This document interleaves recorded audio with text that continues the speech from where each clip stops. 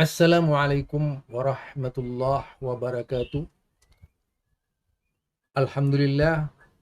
Assalatu wassalamu ala rasulillah. La hawla wa la quwata illa billah.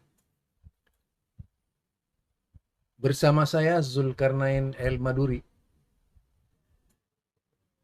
Ada dua doktor, mungkin dua profesor ya, yang berbeda pendapat.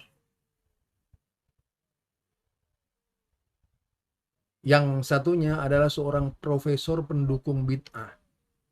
Dan yang kedua, profesor yang pendukung sunnah. Kira-kira siapa? Pasti kalian semuanya kenal siapa profesor tersebut. Yang pertama yaitu Dr. K.H. Abdus Somad.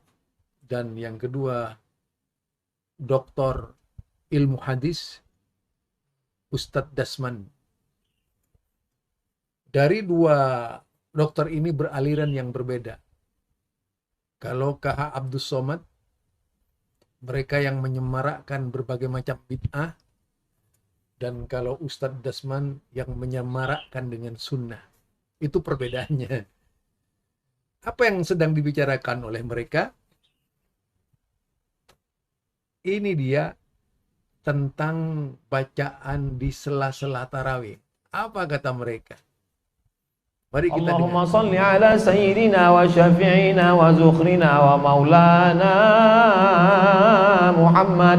Allahumma salli wa sallim wa barik alaih. Apa dalil orang bertasbih-tasbih di celah-celah tarawih ini? Kemudian ada tasbih-tasbih di celah-celah di sela-sela tarawih. Subhanal malikil ma'bud, subhanal malikil mawjud, subhanal malikil hayyil ladzi la yanamu wa la yamutu wa la yafutu abada, subuhun quddus rabbuna wa rabbul malaikati war ruh. Allahumma salli ala sayyidina Muhammad. Allahumma salli wa sallim alaihi. Allahumma salli ala sayyidina wa syafi'ina wa zukhrina wa maulana Muhammad. Allahumma salli wa sallim wa barik alaihi. Apa dalil orang bertasbih-tasbih di celah-celah tarawih ini? Maka ketika duduk istirahat, orang Makkah itu duduk istirahatnya sambil tawaf. Ada yang baca Quran, ada yang berzikir, tapi sebagiannya tawaf. Subhanallah walhamdulillah wa la ilaha illallah wallahu akbar, sambil menggerak-gerakkan kaki karena tegak lama berdiri. Orang Madinah tak bisa tawaf. Maka orang Madinah yang tak bisa tawaf tadi, mereka baca Quran, berzikir. Maka disitulah dalil pengambilan boleh tasbih di celah-celah tarawih. Bukan kata Ustaz Abdul Somad. Saya membaca kitab, kata Syekh Atiyah Saqar. Apa bacaan orang waktu tawaf? Tasbih. Subhanallah walhamdulillah wa la ilaha illallah wallahu akbar. Apa bacaan orang ketika berzikir duduk? Tasbih. Subhanallah wa bihamdihi subhanallahil azim. Kalau boleh bertasbih waktu tawaf di sela-sela tarawih, kalau boleh tasbih ketika menunggu istirahat imam, kenapa tak boleh bertasbih saat Bilal mengisi celah-celah sela-sela tarawih? Itulah dalil boleh bertasbih, dengan syarat bunyi tasbihnya jelas, bacaannya tersusun rapi, didengarkan ke ustadz, diketik, dikasih baris, dilaminating, dibaca oleh Bilal. Anak-anak muda kita dilatih untuk membaca ucapan-ucapan tasbih ketika di sela-sela tarawih. Kemudian Bilal memberitahu, sallu salatat tarawih raka'ataini rahimakumullah. Itu supaya makmum ingat. Karena kadang setelah 2 rakaat, 4 rakaat, 6 rakaat, 8 rakaat, 10 rakaat, 12 rakaat, 14 rakaat, 16 rakaat, 18 rakaat, 20 rakaat, lupa orang. Kalau dulu di kampung kita, rakaat pertama, kedua alhaqumut takasur, habis itu wal asri. Kemudian sekarang banyak imam hafal-hafal tengah, lalu kemudian lupa makmum ini rakaat keberapa. Ini apakah masih tarawih atau witir? maka Bilal memberitahu kepada jamaah bahwa kita masih witir.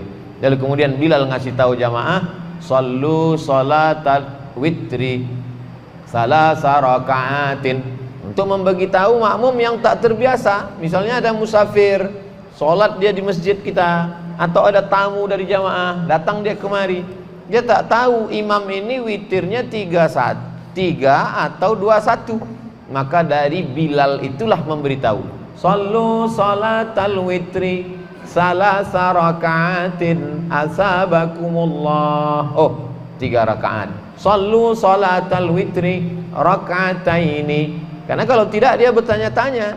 Kalau orang tidak jelas niatnya di awal, maka tak sah sholatnya. Innamal a'malu binniyat, segala amal dengan niat. Nah, itu diantaranya yang disampaikan oleh KH Abdus Somad sebagai pelopor dari gerakan bid'ah hasanah. Yang jelas bagi beliau, amalan-amalan di antara sela-sela sholat tarawih dipandang sebagai amalan yang terpuji, amalan yang akan mendapatkan pahala, dan amalan yang bisa melebur dosa. Padahal kita tahu syarat amalan diterima oleh Allah dan tentu saja didasarkan kepada ketentuan-ketentuan yang datang dari Rasulnya.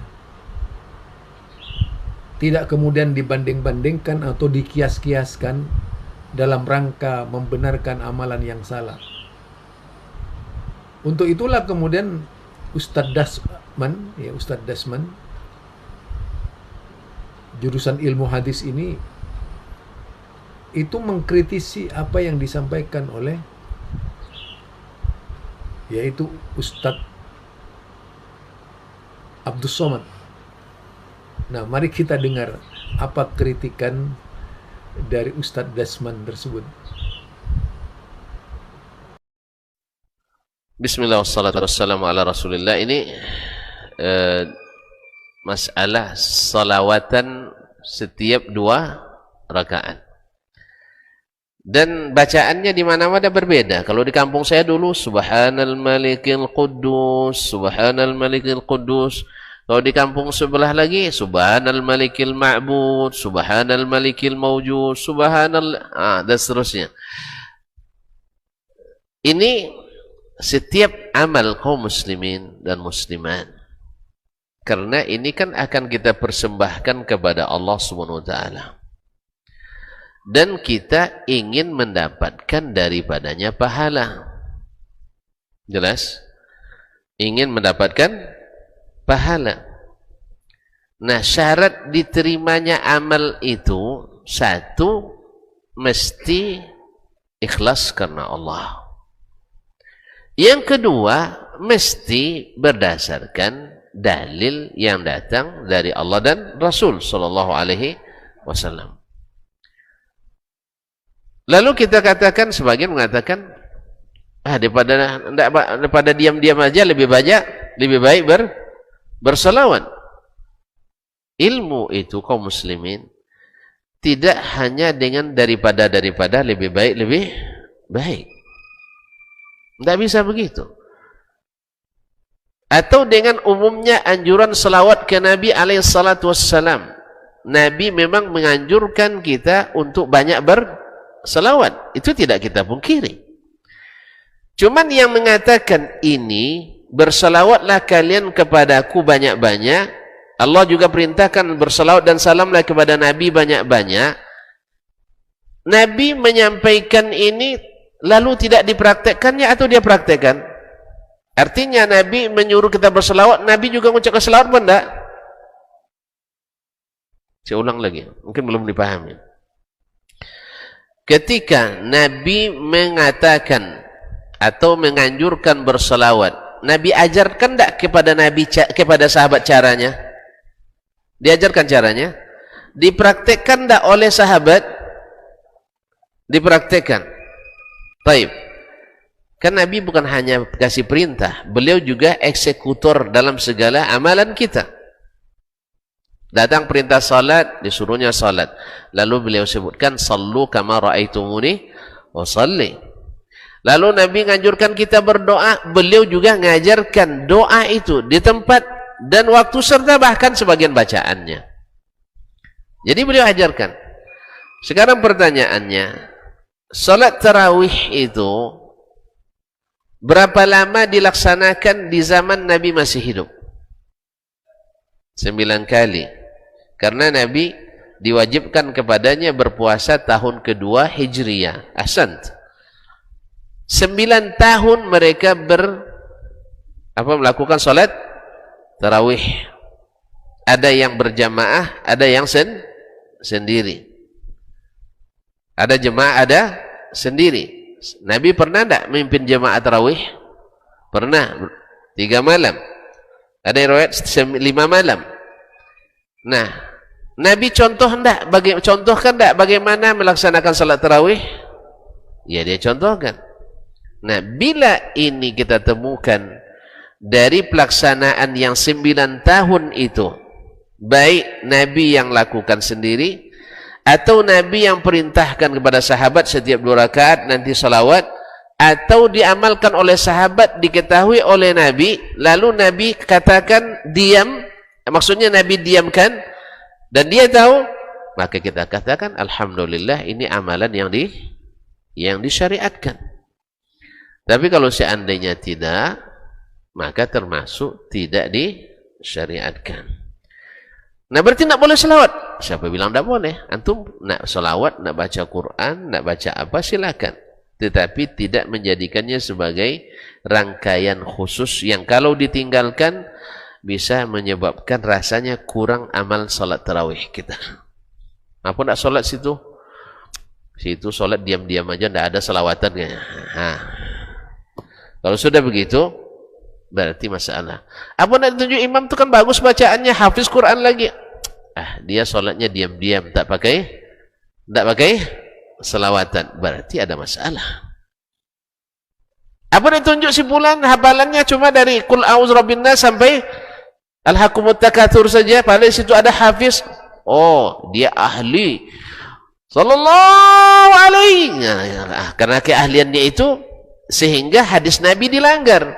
Nabi katakan yang jadi imam yang paling qari, yang paling berilmu tentang Al-Quran.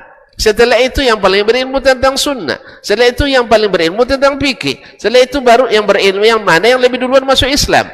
Setelah itu baru yang terakhir mana yang lebih tua. Tapi gara-gara ini salawatan yang dibuat tadi ini jadi patokan untuk menunjuk imam. Kalau imamnya salawatan, pakai walaupun hafalannya hanya dari Alhaakumut takatsur sampai paling tinggi wadduha sampai An-Nas. Padahal ini hafiz 15 juz. Bacaannya hebat. Ini antara ra dengan ghain sama. Hamzah, ain semuanya sama. Hak besar, hak kecil sama. Bahkan ada huruf yang banyak dimakan intelannya. Cuman apa bedanya? Pandai selawat. Ini masalah di sini. Karena Nabi tidak syaratkan itu untuk jadi imam tarawih. Di sini cinta kita teruji. Ya, mencintai produk Nabi sallallahu alaihi wasallam atau mencintai produk orang yang jauh dari Nabi sallallahu alaihi wasallam. Tentu saja ini tergantung selera dan daya beli lagi. Siapa yang suka yang asli-asli, dia siap beli dengan harga tinggi. Tapi yang suka yang imitasi, yang penting murah asal meriah. Jadi kalau nak selawat silakan. Seantara 2 rakaat saya baca selawat, tidak ada yang dilarang, tidak ada larang. Asal nak baca subhanallah walhamdulillah wala ilaha illallah akbar, silakan. Atau nak seisi dengan baca Quran 1 juz antara 2 rakaat, tapi tidak sempat ya. Tidak sempat. Kalau di sana sempat. Saya pernah solat di Hail, solat malamnya, solat 2 rakaat, 4 rakaat, habis itu istirahat. Kalau nak tidur antum sempat. Ya begitulah. Nak makan dulu, masak dulu, tapi jangan masak yang banyak-banyak ya. Masak telur goreng, kemudian masak rice cooker. Insya Allah sempat makan, baru masuk ke rakaat ke 5 dan ke 6. Karena memang tarawih itu kan santai, bukan berkejar-kejar. Tarawih itu santai, makanya ya bukan target cepat selesai, tapi target hebat selesai. Karena apa?